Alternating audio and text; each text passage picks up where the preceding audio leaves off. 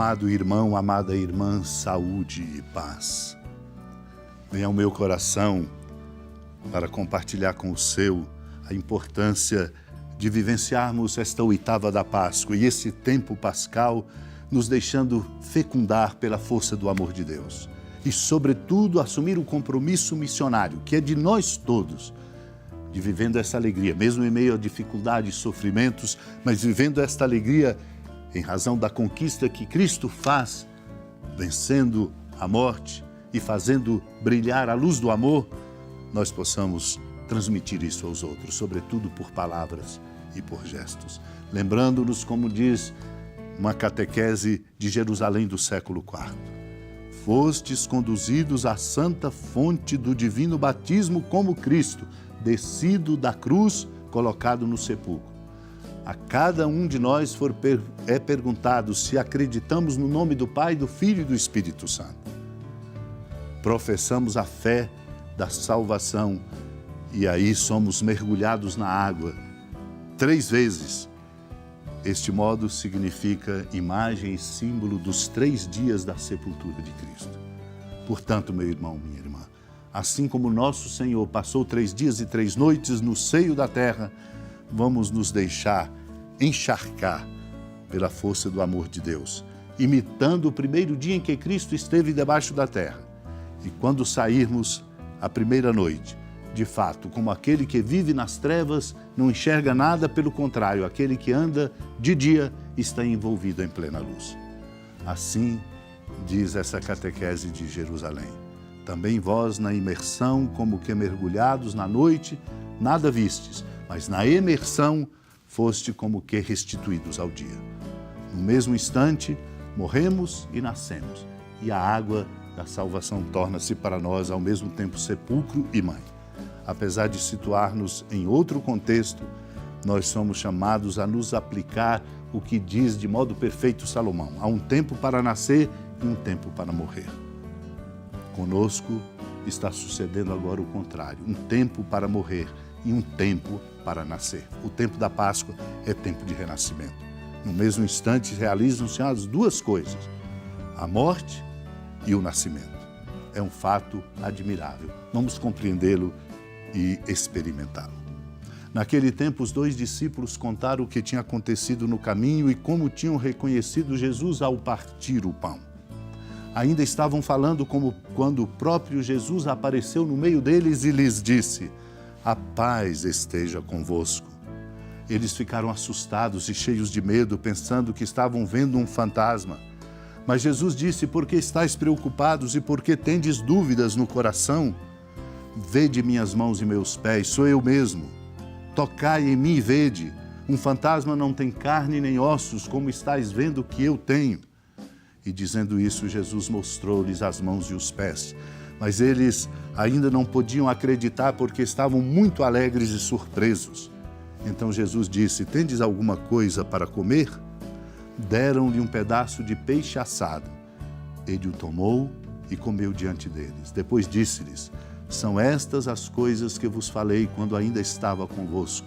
Era preciso que se cumprisse tudo o que está escrito sobre mim na lei de Moisés, nos profetas e nos salmos. Então Jesus abriu a inteligência dos discípulos para entenderem as Escrituras e lhes disse: assim está escrito, Cristo sofrerá e ressuscitará dos mortos ao 3º dia, e no seu nome serão anunciados a conversão e o perdão dos pecados a todas as nações, começando por Jerusalém. Vós sereis testemunhas de tudo isso. Amado e amada de Deus, compreender e experimentar a alegria da ressurreição é produzir no próprio coração a condição, a coragem e a disposição, apesar de nossos limites e fraquezas, para cumprir esta tarefa missionária que o Senhor nos dá. Vós sereis minhas testemunhas, testemunhas de tudo isso.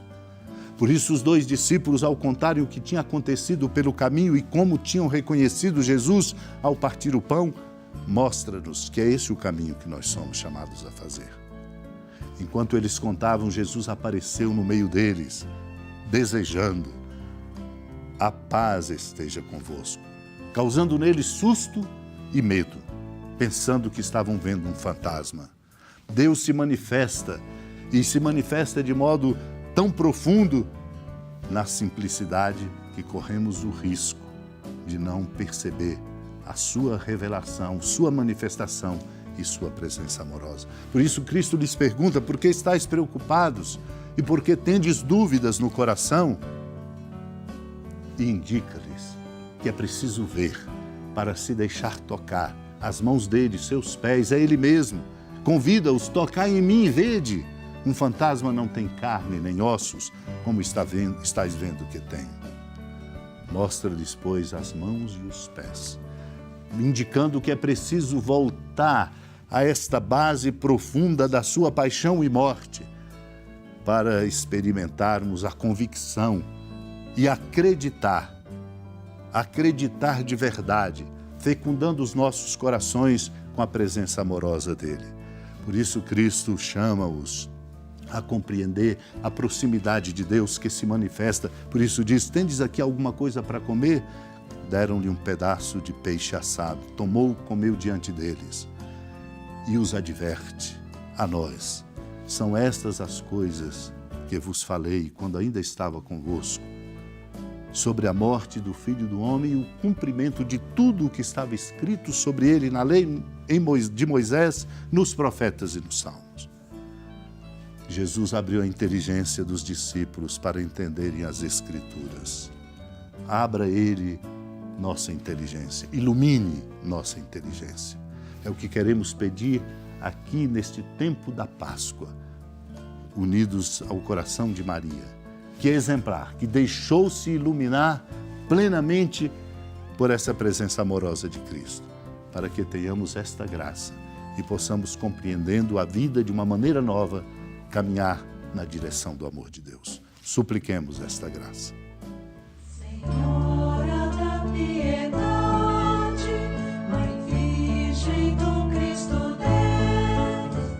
Lembrai-vos, ó piedosíssima Virgem Maria, que nunca se ouviu dizer que alguém daqueles que, tendo recorrido à vossa proteção, implorado a vossa assistência e reclamado o vosso socorro, tenha sido por vós desamparado. Animado com igual confiança, a vós recorro, ó Virgem das Virgens, e gemendo sob o peso dos meus pecados, me prostro a vossos pés. Não desprezeis as minhas súplicas, ó Mãe do Verbo encarnado, mas dignai-vos de as ouvir propícia e de me alcançar o que vos peço. Amém. Feliz padroeira de um povo a lutar, a gente mineira te quer exaltar, não só lá na serra, tu és esplendor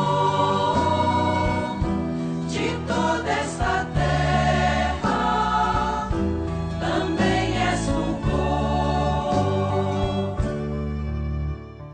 Amado irmão, amada irmã, saúde e paz.